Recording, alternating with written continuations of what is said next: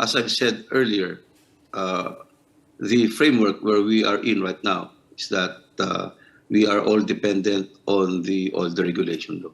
And our hands are tied because what the law states there is to where we will start the cost of fuel. That's the world market price. And from there on, you add other costs like administrative, operational, the insurance, the freight, the Marketing. taxes, that yun, no? And once na dinagdag mo na yun, that's the total price. That's why we don't even have to make any announcement. As you've noticed today, ang nag-announce were the oil companies because they know exactly what would be the prices and so far as they're concerned. And so this is the root of all the problem.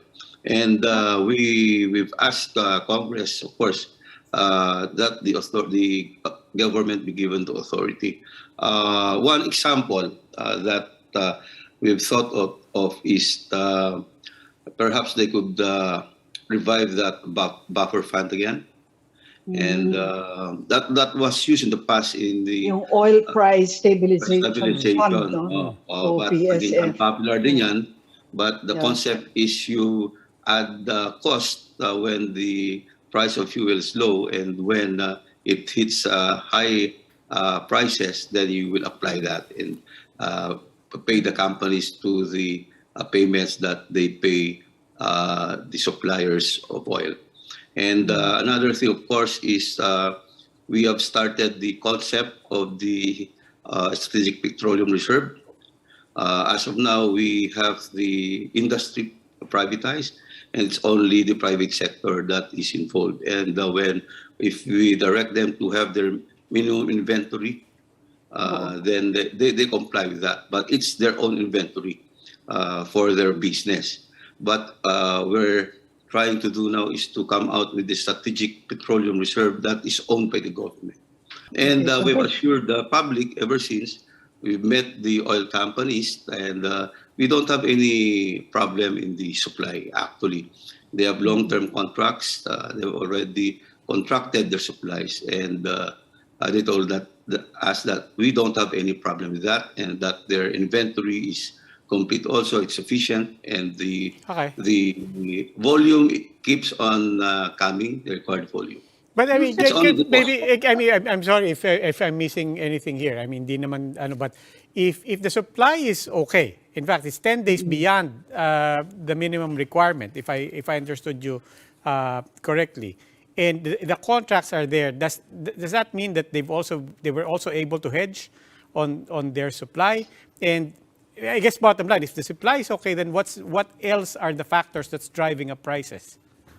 Well, the problem is we buy from suppliers abroad, from the OPEC and other sources, and it's their cost that's expensive. And OPEC, for example, does not increase its production; it's controlling the supply. They have their own reserves, and they're selling it. It's just like alam parang sa rice dito sa atin, pag naka-imbak, then ilalabas mo pag kailangan yung presyo, minamahalan din nila. And how do you ensure that the oil they sell is bought at higher prices? How do you know that it was bought at the time that it was bought during such time when prices were lower, and that they're not hedging, as Robbie says? At least we could we know that to a certain extent, no, the policy that was instituted several years back. I think that was about 15 years ago. The